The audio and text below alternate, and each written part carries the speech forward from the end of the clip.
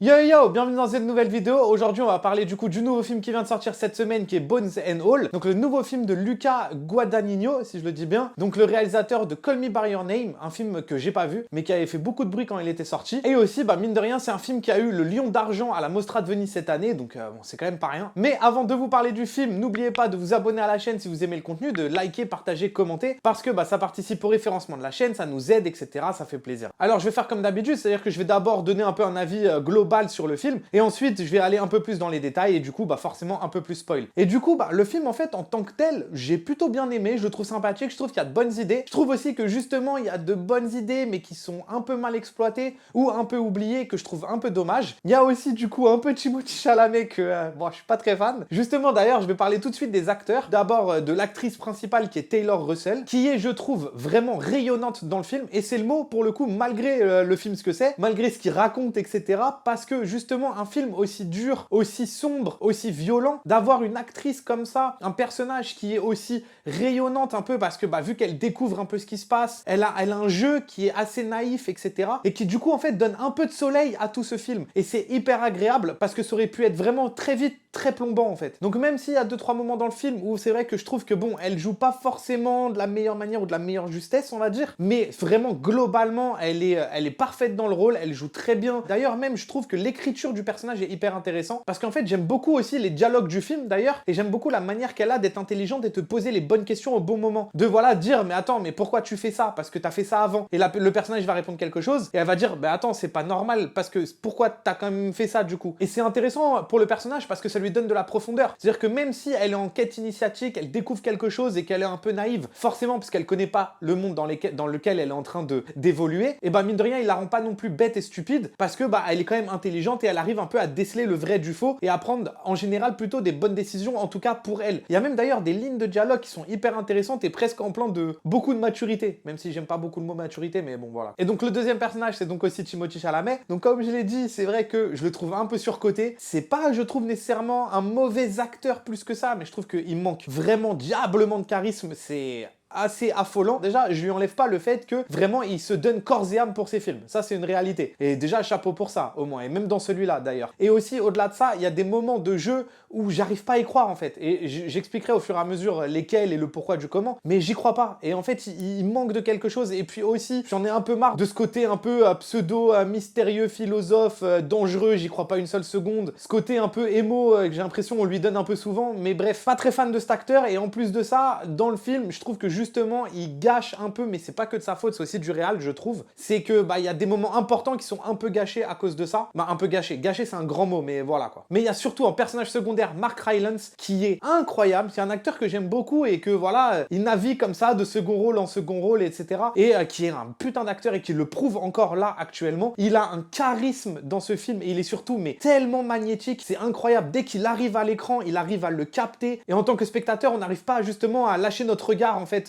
sur ce gars-là, tellement il arrive à envahir autant l'écran, c'est incroyable. Et justement, du coup, je trouve que ça dénote encore une fois un peu trop de Timothée Chalamet, mais je vais revenir justement juste après quand je vais détailler le pourquoi du comment. Alors il y a un autre truc aussi qui m'a marqué dans le film, c'est que je trouve à quel point, c'est marrant parce que j'ai l'impression que je vais dire des mêmes choses que ce que j'ai dit sur Smile, mais je trouve quand même mine de rien que Bones and All est largement un meilleur film que Smile, même si je lui trouve des défauts, il est quand même très cool, parce que je trouve que c'est grave en fait, genre à un certain niveau, il y a tellement du grave dedans, et c'est pas que lié au cannibalisme, c'est aussi lié à d'autres choses. Je vais pas dire là parce que j'ai pas envie de spoil grave bêtement pour les gens qui n'ont pas vu le film, et allez voir le film parce qu'il est génial. Mais voilà, il y a quelque chose autour du cannibalisme, pas que le cannibalisme en lui-même, mais autour, qui est, je trouve, aussi très lié à grave. Mais ce qui est assez intéressant, c'est qu'en tout cas, il te le raconte d'une autre manière, et puis il y a aussi encore cette quête initiatique de la découverte du pourquoi du comment, même s'il la prend pas exactement de la même manière, mais c'est surtout de l'avoir pris sous le prisme peut-être du genre le plus américain qui soit, c'est le road trip, et qui est du coup assez cool, je trouve, et assez intéressant, même si je trouve que ça amène des défauts au film et justement une certaine perte de son concept. Donc voilà. Sinon, la mise en scène du film, elle est vraiment plutôt cool. Il y a vraiment des bonnes idées, surtout dans la première demi-heure. Du coup, je vais un peu plus, on va dire, argumenter quand je vais parler du début du film, de pourquoi aussi la mise en scène, elle est aussi bien à ce moment-là. Mais voilà, il y a quand même des idées de plan, des idées parfois aussi de comment filmer l'horreur qui sont hyper intéressantes. Et même si je trouve que la mise en scène a tendance à faire un peu poseur, mais bon, en vrai, le côté poseur, il est quand même assez léger, donc il s'associe bien à l'intérieur du film. Mais il y a 2-3 plans comme ça, par-ci par-là où tu te dis, bon, le plan il est vraiment gratuit, genre que ce soit un plan de Mark Rylance dehors la nuit où tu le vois que en silhouette, donc juste avant qu'il embarque Maren avec lui, il y a un plan justement où tu le vois de profil, il est en silhouette avec la plume sur son chapeau. Le plan est magnifique, mais il est totalement gratuit. Il y a aussi un plan, un moment sur Timothée Chalamet qui regarde Maren partir loin, et c'est à quel moment? Ah oui, il y a un moment, elle part devant pour aller regarder quelque chose, et comme ça, il s'adosse à la voiture, et il la regarde partir, et vraiment ce plan-là, pareil, il fait très poseur aussi, mais bref, voilà, il y a 2-3 moments un peu comme ça, mais voilà, sinon, à part ça, en vrai, comme je dis, ça s'associe bien, ça marche bien, et c'est pas quelque chose de poseur qui devient non plus ultra désagréable dans le film. Parce que aussi, l'esthétique du film, elle est vraiment magnifique, le grain, la lumière, les couleurs, vraiment, il y a quelque chose de très très beau. Moi, c'est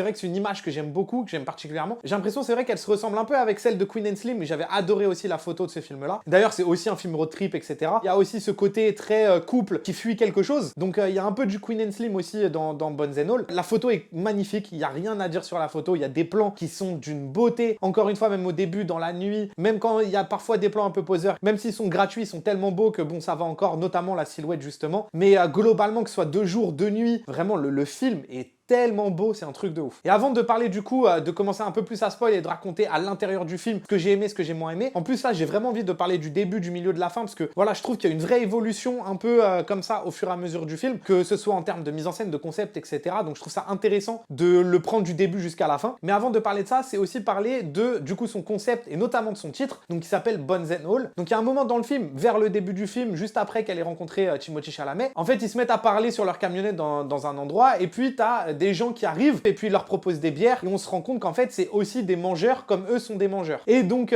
au final ils acceptent de passer, on va dire, la nuit avec eux et donc de discuter, de boire des bières. Je trouve la scène intéressante. Pareil d'ailleurs, il y a des idées de personnages par-ci par-là, de 3e, 4e, 5e personnages qui sont trop cool. Genre que ce soit au tout début du film, je suis en train de dériver déjà, mais bref, que ce soit au début du film quand Maren elle arrive pour demander justement son ticket de bus pour commencer à partir, la personne qu'elle rencontre qui au début lui demande mais tu devrais pas être à l'école, etc. Le personnage est tellement bien joué et tellement bien écrit, je trouve, c'est génial. T'as l'impression que tu peux connaître ce personnage-là, tu le connais déjà. C'est quelque chose que les Coen arrivent énormément à faire et ils sont très forts pour ça. Et je trouve qu'il est très fort aussi dans ce film-là pour réussir à te créer un passif, un background à des personnages qu'on voit genre 5 minutes. Pareil, justement pour ces mecs-là, notamment le mec avec la salopette qui est genre absolument génial, qui paraît diabolique, mais voilà, on sait jamais sur quel pied danser dans ce film, donc c'est assez intéressant. Et son pote qu'on découvre au fur et à mesure le pourquoi du comment, en termes de design, de costume, de maquillage, de casting, je trouve ça hyper intéressant. Et en plus, je trouve que la dichotomie des 2 personnages qu'ils rencontrent, elle est aussi hyper intéressante en fait, et elle fonctionne hyper bien. Bref, tout ça pour dire que du coup, à ce moment-là dans le film, ils commencent à parler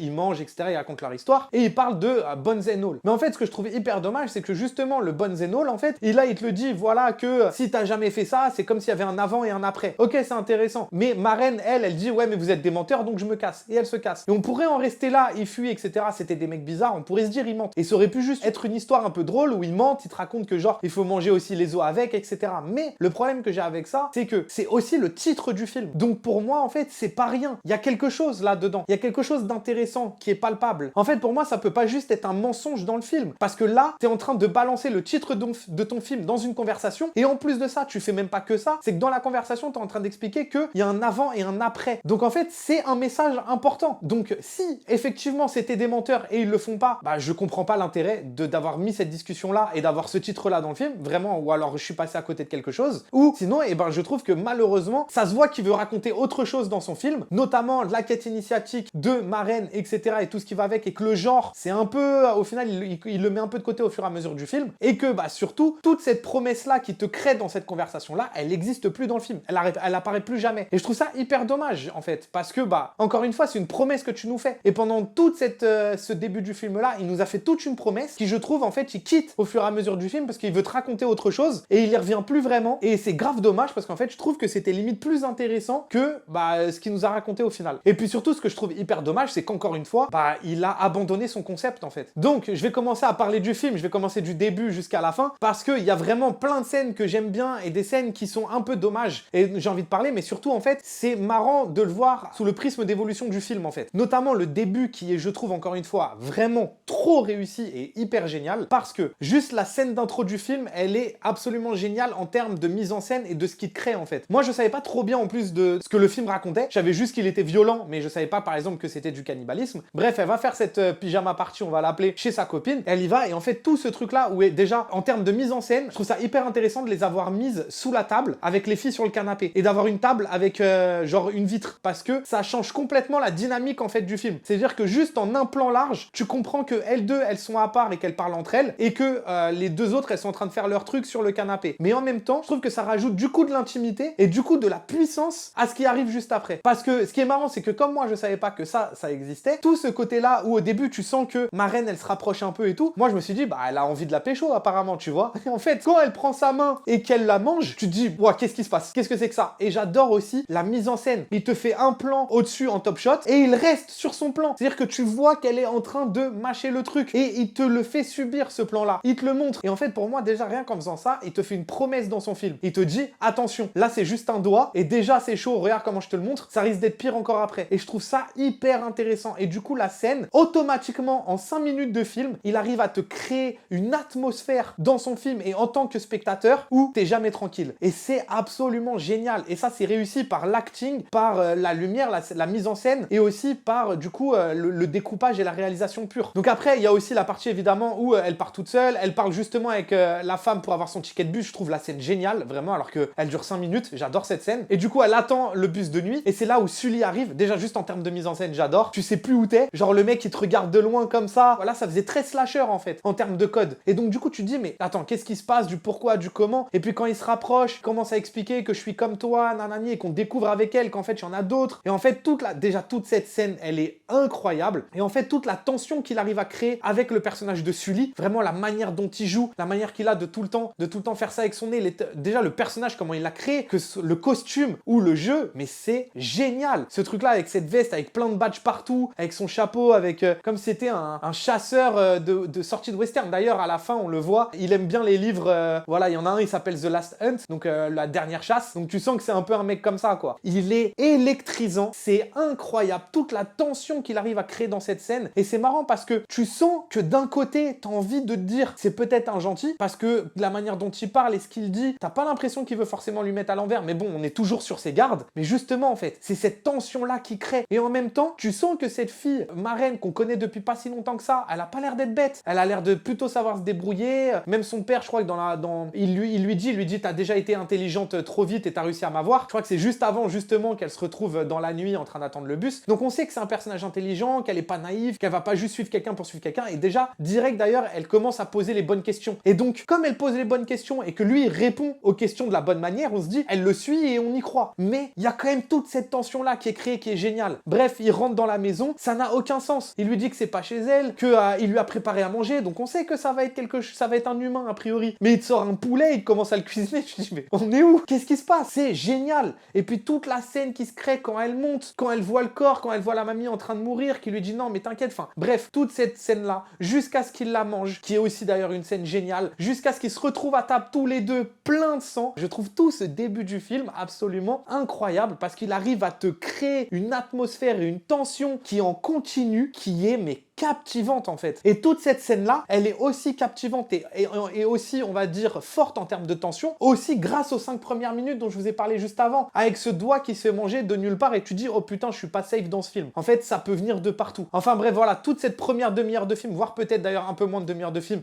je la trouve absolument géniale. Et ensuite vient le début du drame, donc la rencontre de Timothée Chalamet. Non, en vrai, ça va. Mais c'est juste que, encore une fois, d'ailleurs, je trouve que la manière dont il l'habille, ses jeans ultra déchirés, etc., j'y arrive pas en fait, il manque tellement de charisme, même quand il fait genre il va agresser le mec qui est avec sa bière, oh, j'y crois pas une seule seconde, vraiment c'est un problème que j'ai avec ce mec là, et c'était le problème que j'avais même sur Dune, j'y crois pas, je crois en rien en fait, j'arrive pas à avoir des émotions avec ce mec là, j'arrive pas à croire en ce qu'il essaye de me vendre, et c'est horrible, après peut-être que ça tient qu'à moi, hein, ça c'est sûr, mais bon, et puis en plus de ça, je trouve que mine de rien, malheureusement pour lui, le film il souffre on passe de toute la tension, de tout le charisme et de tout le magnétisme qu'a Mark Mark Rylance, le personnage de Sully, pendant justement, on le suit pendant 10 minutes, 15 minutes, à passer d'un seul coup à Timothée Chalamet qui, du coup, dégage largement pas ce que dégage Sully, en fait. Et j'ai l'impression, en fait, qu'on perd quelque chose dans le film. Et on a du mal à le retrouver. On arrive quand même à toucher quelque chose qui est intéressant, le lien entre eux, etc. Mais encore une fois, voilà, c'est quand même jalonné du jeu de Timothée Chalamet où moi, j'ai vraiment du mal à m'y faire. Mais c'est aussi, mine de rien, là où je trouve que c'est dommage, et peut-être que c'est accentué, enfin, le ressenti que j'ai par rapport à Timothée Chalamet est aussi accentué à cause de ça, mais là, c'est de la faute du scénariste et du réalisateur, c'est que, au fur et à mesure, le film, en fait, perd son concept et devient de plus en plus un road trip banal et une quête initiatique un peu banale, qui est jalonnée, certes, d'un peu de violence, mais où toute la promesse de la première demi-heure, en fait, elle est perdue, je trouve, au fur et à mesure du film. C'est-à-dire qu'on découvre, certes, le personnage de Timothée Chalamet, c'est important, on découvre au fur et à mesure leur relation, etc. Mais je trouve qu'on la découvre pas assez, par exemple, autour de la violence. Je trouve que ça arrive un peu trop tard et que ça arrive peut-être, entre guillemets, pas assez souvent. Parce que c'est là, en fait, l'intérêt de ton concept. C'est que si tu fais un road trip avec deux personnes qui se rendent compte qu'ils tombent amoureuses et qui ont un cas spécial, c'est qu'ils mangent des gens et qu'ils n'ont pas le choix, et ben dans ce cas-là, il faut que leur relation se crée autour de ça. Et en fait, je trouve que leur relation, elle se crée absolument pas autour de ça. C'est-à-dire qu'ils arrivent à créer leur propre relation entre eux, comme ça, et puis c'est tout. Je trouve que leur relation n'est pas assez écrite et définie par le concept du film et ce qui nous amène pendant une demi-heure, en fait. Et d'ailleurs, au fur et à mesure, on commence à perdre ça. Et d'ailleurs, même le film te le montre moins. C'est-à-dire que par exemple, peut-être qu'à un moment, ils vont manger quelqu'un, mais ils vont te le montrer 2 secondes, quoi. Notamment quand ils tuent la personne dans les bois, qui est la scène la plus marquante en termes de ça, dans leur road trip à eux deux. Là où ils commencent à se définir, du coup, c'est parce qu'ils ont tué quelqu'un qui apparemment avait un enfant. Mais le problème, c'est que on passe vite à autre chose, en fait. Parce que, alors oui, ils ne me parlent pas, et puis au final, ils sont comme ça, et ils roulent la nuit. Mais bon, le problème, c'est que le jour d'après, on se retrouve devant la maison de sa grand-mère, à Marraine, et que, du coup, d'un seul coup, c'est comme si c'était rien passé avant. Là où il y avait ce truc-là, où tu sentais que Marraine, elle était un peu en mode, ouais, j'ai plus envie de traîner avec toi et tout, et d'un seul coup, on le ressent plus, parce qu'on est plongé à 100% que dans l'histoire de Marraine qui est en train de découvrir son passé. Et donc, du coup, c'est pour ça que je trouve qu'on perd du concept du film, et de tout l'intérêt, de toutes les promesses, surtout, qu'il nous a fait pendant 30 minutes, et que, il te crée un road trip un peu plus banal au fur et à mesure, quoi. Après, j'aime beaucoup aussi la scène avec la grand-mère, qui, encore une fois, un des personnages qu'on voit 5 minutes et qui joue hyper bien. Ensuite, la scène de la mère aussi, qui est hyper intéressant, avec tout ce côté-là où elle lit la lettre et tout, et puis tu te rends compte qu'à la fin, elle a envie de la manger. Je trouve l'idée hyper intéressante, même si je suis pas très fan de la manière dont ça a été mis en scène. Mais ensuite, elle décide de quitter, du coup, d'un seul coup, Marraine, etc. Marraine, elle décide de quitter Lee. T'as d'un seul coup Sully qui arrive en caravane, et oh là là là là, mais quelle scène encore. Vraiment, à chaque fois qu'il arrive, il est électrisant, et je trouve ça absolument génial, parce que, en fait, je trouve qu'il porte le film. C'est-à-dire que même si Marraine, elle joue quand même plutôt bien, et qu'elle est rayonnante, et qu'elle fait du bien au film, mais alors quand Sully, il arrive, mais vraiment, je trouve qu'il porte tout le film sur ses épaules. C'est-à-dire qu'il arrive toujours en plus au bon moment. Mais alors la scène où tu sens que il a envie de rester avec elle, mais qu'elle dit non. Pareil d'ailleurs, les dialogues, ils sont tellement intelligents. Elle pose les bonnes questions, il répond de la bonne manière. Et puis tout ce truc-là, ou de la manière qu'il a de jouer, tout ce côté-là quand il est contrarié, quand il pousse la camionnette et tout, genre il est comme ça, il sait même plus quoi faire. Mais vraiment, son jeu est incroyable. Et je trouve qu'il respire Sully en fait. Parce que tu sens que dans ce qu'il dit, il a l'air d'être tellement honnête. Et d'ailleurs, quand d'un seul coup il pète les plombs et qu'il commence à l'insulter, je trouve la scène tellement forte. Et on sent, en tout cas moi je trouve, qu'on sent qu'il a l'air d'être complètement honnête. Qu'il dit que ouais, ce que j'ai fait, j'ai séché avec toi, je l'ai jamais fait avec quelqu'un d'autre. Tu sens qu'il a un lien avec elle qui est hyper fort. Mais encore une fois, elle dit quelque chose qui est tellement intelligent et qui est presque trop intelligent pour peut-être une fille de 18 ans. Mais bon, en même temps, elle a vécu des choses spéciales. Mais quand elle lui dit, ouais, mais il faut 2 personnes pour que ça marche, c'est-à-dire que si toi tu le vis, mais moi je le vis pas, enfin bref, il y a toute une thématique d'ailleurs sur ça que je trouve hyper intéressante dans le film, qui aurait pu être même encore poussée un peu plus, même si au final ça l'est à travers Sully jusqu'à la fin du film en vrai, mais que je trouve hyper intéressant ce truc-là de peut-être une personne t'aime, peut-être que toi t'aimes la personne et qu'il se passe quelque chose, mais en fait la personne elle t'aime pas en retour, et il faut 2 personnes pour que ça marche. Donc ça paraît très bateau ce que je dis, mais je trouve que la manière dont c'est mis dans le film, c'est hyper intelligent entre la relation entre Marraine et Sully, et je trouve qu'on sent cette humanité-là chez lui. C'est juste qu'en fait il est presque trop humain, parce qu'il est tellement humain qu'en fait il en oublie les rapports sociaux entre les gens. Donc même l'écriture de Sully, elle est hyper intéressante là-dessus d'ailleurs. Ensuite, du coup, il y a des scènes qui se passent, etc. Flash forward quand elle décide de se retrouver avec Timothée Chalamet, qui repartent ensemble, etc. Et la scène où ils sont sur l'herbe et qu'il commence à lui raconter son histoire, pareil, je la trouve un peu pas ratée, mais un peu décevante en fait, parce qu'on perd de l'intérêt de cette scène-là et de... Parce que ce qu'il dit, c'est quand même une dinguerie. qu'il a fait, ce qu'il a vécu, son personnage et tout ça. C'est quand même fou. Mais en fait, je trouve que la manière dont c'est mis en scène et dont c'est joué, bah en fait, je trouve qu'on y perd quelque chose. Je trouve qu'on y perd de l'attention, on y perd de l'intérêt. Et après, peut-être que c'est encore moi, que j'arrive pas à y croire, il arrive pas à me le vendre. Mais voilà, il y a ce truc-là où j'arrive pas à avoir les émotions que je devrais avoir dans une scène comme ça. Donc je trouve ça hyper dommage. Bref, je continue du coup sur la scène de fin du film et ce sera le dernier truc. Encore une fois, quand Sully arrive, merci, parce que j'adore quand il est là. Et la manière qu'il a quand il la prend et qu'il la met sur le lit, la manière qu'il a de jouer encore une fois, et la manière qu'il a, le réalisateur, de mettre en scène ce qui se passe, le fait qu'il l'attrape. Qu'est-ce qu'il veut faire en fait? Il veut juste lui faire un câlin. Et au début, après on se dit mais non, mais il veut la violer. Mais au final, il la viole pas, il fait rien, tout ce qu'il fait c'est juste un câlin. Et il y a ce truc là qui est tellement creepy, mais qui est tellement Sully, qui est presque trop humain. C'est-à-dire qu'il veut juste l'amour de quelqu'un d'autre en fait en retour. Et ce truc là où il reste juste sur elle en train de lui faire un câlin, etc. Mais cette scène, je la trouve trop bien aussi, je la trouve tellement forte. Et encore une fois, je trouve qu'il arrive à te le vendre, Mark Rylance, d'une manière qui est mais somptueuse. Et donc ensuite, t'as Lee qui arrive, qui finit par l'étrangler, blablabla, ils lui mettent des coups de couteau. La scène, elle est géniale, je vais pas y revenir plus que ça. Ils finissent par le traîner dans la baignoire. Et là où j'ai un autre petit problème, alors peut-être que j'ai loupé quelque chose du film, mais en tout cas, si je parle juste en termes de storytelling, pas en termes de métaphore, de ce que ça pourrait raconter, parce que ça peut raconter quelque chose. Mais le problème, c'est que si dans ton storytelling, personnellement, j'y crois pas, bah je trouve que ça marche moins et du coup forcément c'est moins fort. Quand elle se met à prendre son cœur et à l'enlever, pourquoi en fait Maren fait ça? De ce qu'on a vécu avec elle, moi j'y crois pas. Je crois pas que Maren ferait ça. Alors même si je comprends qu'elle est capable de prendre le couteau et de le tuer, ça j'y crois à fond, et qu'elle serait même capable peut-être de le manger derrière, mais de finir sa quête initiatique en carrément mettant la main dans le corps du gars, lui prendre le cœur et lui enlever le cœur, mais